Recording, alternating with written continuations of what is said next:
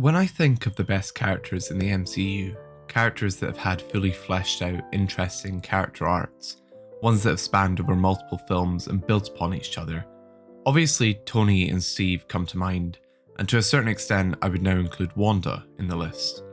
But a character who has been vital to the MCU, one who isn't mentioned nearly enough, one who hasn't had hundreds upon hundreds of analysis videos based on their character, is Black Widow. I think it's easy to have dismissed her character early on in the MCU since she didn't have a solo movie, but in this video I want to outline why she is probably the most important character in the Marvel Cinematic Universe, and despite her solo movie coming out far later than anyone would have hoped for, this served as a benefit to her character, her arc, and the wider universe as a whole.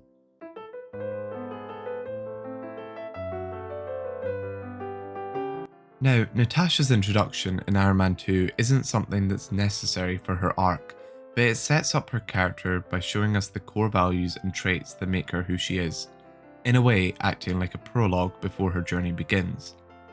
The film takes place after Tony has publicly announced that he is Iron Man and appoints Pepper Potts as the CEO of Stark Industries. This results in him hiring Natasha, going by the name of Natalie Rushman, to take over Potts' job as his personal assistant. Yet Romanoff is only posing as an employee of Stark's and is really there to watch over Tony under the instruction of Nick Fury. The film functions as a way to showcase how Black Widow establishes relationships and gives us a glimpse into the theme of identity, which will be far more present in later films. Take this scene for example, where Natasha is helping Tony get ready for his birthday party. I should cancel the party, huh? Probably. Yeah, because it's, Ill-timed, right, sends the wrong message. inappropriate. Natasha has pinpointed Tony so well that she's able to finish his sentences. She has such a good read on him, but it's not a friendly relationship as their conversation is so one-sided. Tony even says, "It's hard to get a read on you." the relationship Natasha establishes with Tony is one based in functionality and is built to serve a purpose. It's less personable and more practical. This mask that Natasha so clearly wears, the reason she's so hard to read is because she doesn't want to be read, or more interestingly, can't, as she's become the mask she's donned.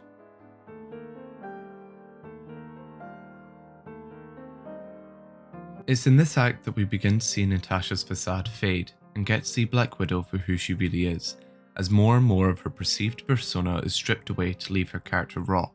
In the Avengers, however, to start, her mask is fully on. We see her twice able to change who she is and how she acts to extract information out of both the Russians at the start and Loki when he is trapped on the helicarrier. Following on from Iron Man 2, we again see that she is able to change her identity and sense of self on a whim. Communication is simply another tool in her belt that she can use to her advantage. Rarely is communication used for pleasure. To her, it has a purpose, and that is to obtain information. Yet the cracks begin to show when Black Widow is hunted down by the Hulk. It is here where we see a more genuine reaction from Natasha. She's scared, an emotion that we've never seen her have up until this point. Partly this is due to the situation she's in, but also due to the reflection she sees of herself in the Hulk. The Hulk to Natasha symbolizes how she views herself, as a trapped monster who longs to do the right thing, but struggles with this inert compulsion inside her. Truly, Black Widow's character shines because she's always part of an ensemble. It means that her character can be viewed through the lens of others. They act as reflections of different sides of Natasha. With Clint, when she manages to break Loki's mind control, we see how he views Natasha, as someone, possibly the only person, who truly knows her. While through Natasha, it's clear that she idolizes Clint, that Clint represents the best someone can be in their jobs, someone she longs and aspires to be like. That's why she tries to calm the Hulk and stop him from attacking the helicarrier. She's trying to help him like Clint did her. It's a reflection of their relationship and the forgiveness Clint gave her. And when she ultimately fails, she's paralyzed as it's symbolic of her redemption, that maybe she shouldn't be granted forgiveness. The monster she was is who she always will be. This small crack we see from her vanishes quite quickly, however, and we see her thrusting herself back into action and eventually manages to close the portal and help save New York. This is interesting as throughout the Avengers, Natasha seems very self-assured and commanding, except from that one break when she can't save the Hulk, but immediately after dons this confident persona again. It highlights how when Natasha is in her element, when she has a mission, she can tune out everything around her and solely focus on that. Her purpose is so intrinsically tied to her job that if anything ever happened to S.H.I.E.L.D., she would be lost without her guiding compass. Cut to Captain America the Winter Soldier and the fall of S.H.I.E.L.D. Hey fellas. Natasha has launched herself back into her work at S.H.I.E.L.D., and this is now where she believes her purpose lies, helping this organisation do good in the world by using her unique set of skills in an attempt to get red out of her ledger. Throughout the film, Natasha jokes with Steve and tries to set him up on a date with the plethora of women that she knows. What is a really funny running joke is also quite sad.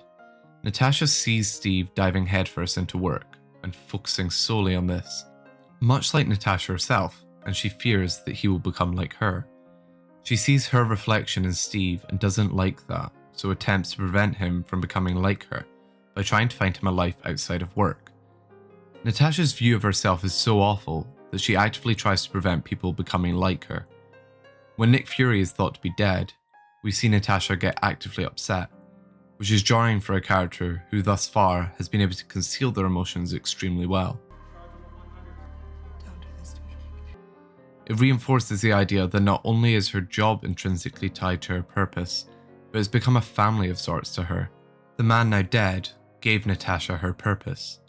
Her immediate reaction after the moments of emotion we see are to launch back into work and exact revenge on whoever killed Nick. Steve throughout the whole film attempts to break down Natasha's wall, to find someone buried inside her that he can trust, and on their way to the bunker we get to see another crack in Natasha's facade. Here we get an insight into Natasha's current state of mind and her ideology on living. She sees life as survival and doesn't care what she has to do to maintain this. When she asks, Who do you want me to be? How about a friend? Well, there's a chance you might be in the wrong business, Rogers. it all just confirms that her only concern in life is her job, as that's what keeps her grounded. And this is where Black Widow breaks, the revelation that Hydra had been infiltrating S.H.I.E.L.D. for years. The thing that kept her grounded, that gave her purpose, the one thing she held true and good in her life, was all just another facade. The job which she views so important to her sense of self-worth was all a lie. Her attempt at redemption, to get on the right path, was a failure. Natasha is completely lost. She's lost the thing that tied her to the ground, the thing that she could look to for guidance, and is spiraling. But Steve's reassurance brings her out of her shock. This is why it's so interesting Natasha and Steve were paired together in this film, since they are polar reflections of each other. Steve, the man who tells no lies, and Natasha, someone whose life and identity are interlinked with lying. When she asks if he would trust her to save him, and he replies, I would now. And I'm always honest. it's a complete dichotomy to her character. She's never trusted and tells lies with ease, but Steve has managed to provide her something she rarely gets: hope. Unlike Clint, who knew her in the past, Steve sees her for who she is in the present, and in a way becomes a new compass for Natasha to center herself when she gets lost. But Natasha's self-identity has still been shattered. Her life has been completely deconstructed, and now she faces the question of who she truly is.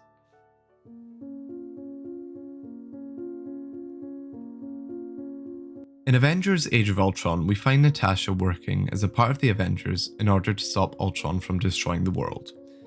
This film serves as a roadblock in Natasha's quest to find her new sense of self, and the roadblock comes in the form of the Hulk.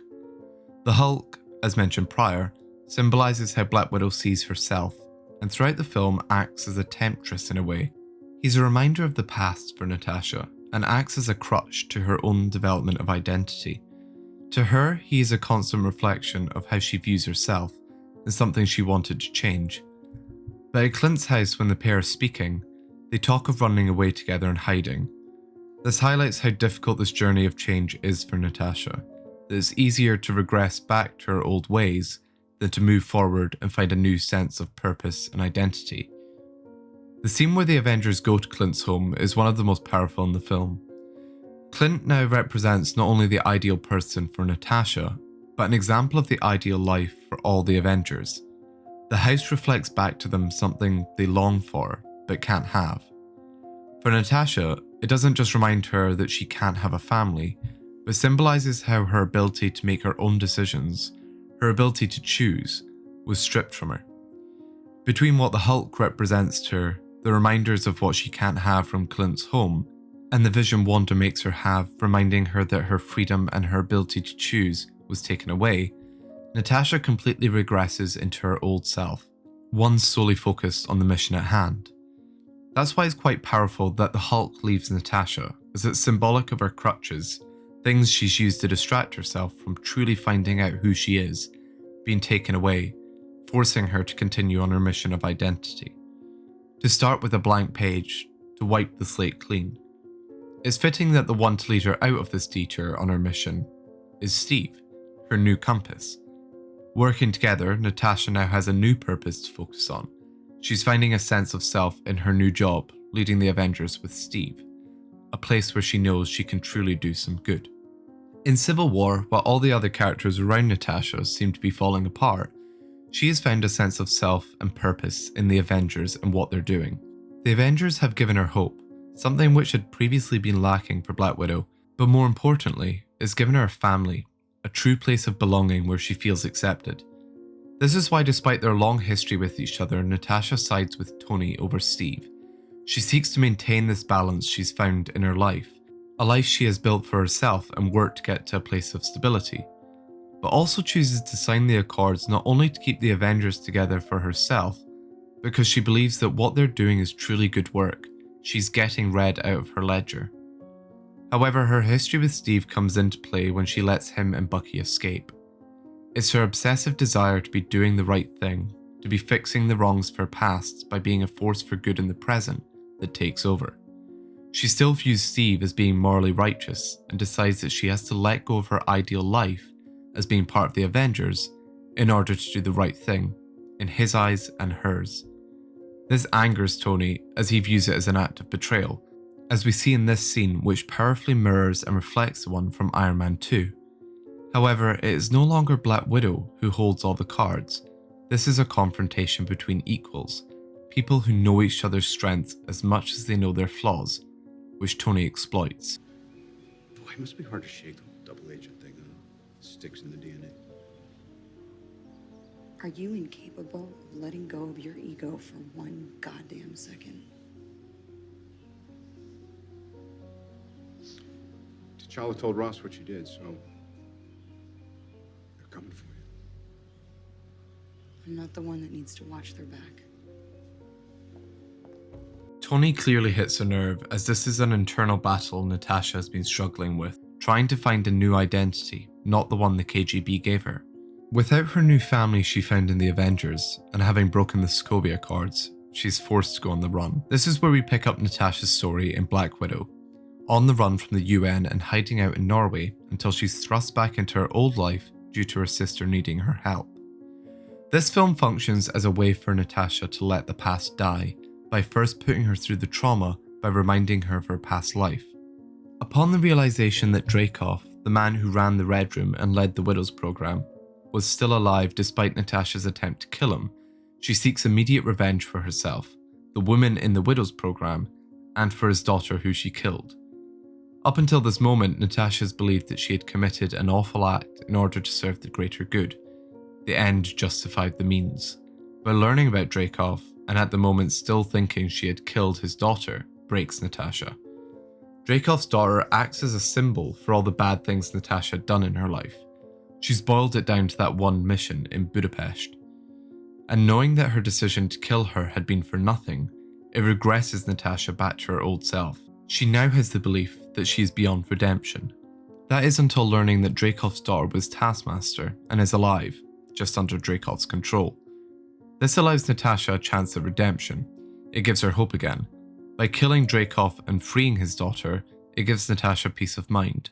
It realigns her with the beliefs we saw her have in Civil War, but more than that, it allows her to untie the chains of the past that were holding her back, to truly be present, She's aware of her past and the mistakes she's made, but she knows who she is in the present and has found a new sense of self.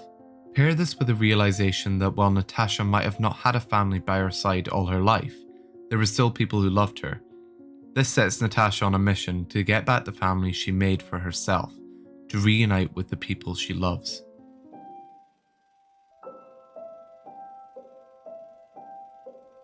In Infinity War, we learn that Natasha had been co-leading the Avengers with Steve and Sam for the last 2 years. Completely in her element, she's found peace in her purpose of helping people. We're first introduced to them saving Wanda and Vision, who are trying to live out a normal life in Scotland.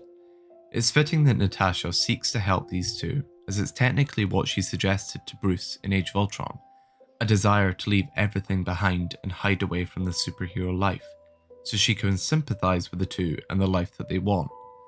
Ultimately though, this isn't what Natasha truly wanted. This is reinforced when she sees Bruce again.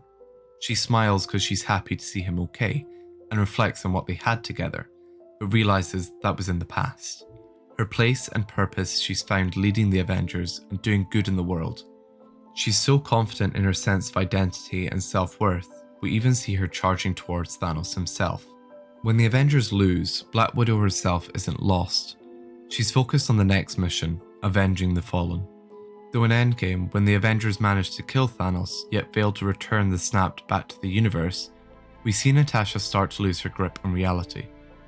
Her new identity, the one that has taken her so long to build, was tied to her new purpose, and without that purpose, without the ability to avenge the people gone, she's lost. There's a clear desire to be doing all she can to help. And even though they're gone, I'm still trying to be better. But without a direction or game plan, she's aimless, floating through life with the burden of failure sitting on her shoulders. This is why when Scott appears and gives a glimmer of hope, Natasha takes it and runs with it, helping Steve try and assemble people to carry out the time heist. It also allows Natasha the opportunity to give hope back to Clint, something he gave to her when she needed it. The roles have reversed between them. Natasha is now to Clint what he was to her. She's become a moral compass herself, helping ground Clint and showing him the light. Natasha, you know what I've done. You know what I've become. Well, I don't judge people on their worst mistakes. Maybe you should. You didn't. Ultimately, Black Widow's sacrifice comes down to her mission to do good. She will never truly be content. There will always be more she can do, but this, the ultimate sacrifice, allows her a chance to be at peace. It's a fitting juxtaposition that someone who is unable to bring life into this world gives life to half the universe. Her legacy might not be in the children she gave birth to, but rather the ones she saved. No. It's okay. When she tells Clint this, it's not only to comfort him, she's truly okay. In her eyes, she has redeemed herself. Not in the reflections of others, but her own perception of herself is now one others could see. As she sacrifices herself, there's no tears, she's not scared. There's just a smile. She's content. She reached serenity. Black Widow's journey in the MCU is about self-identity.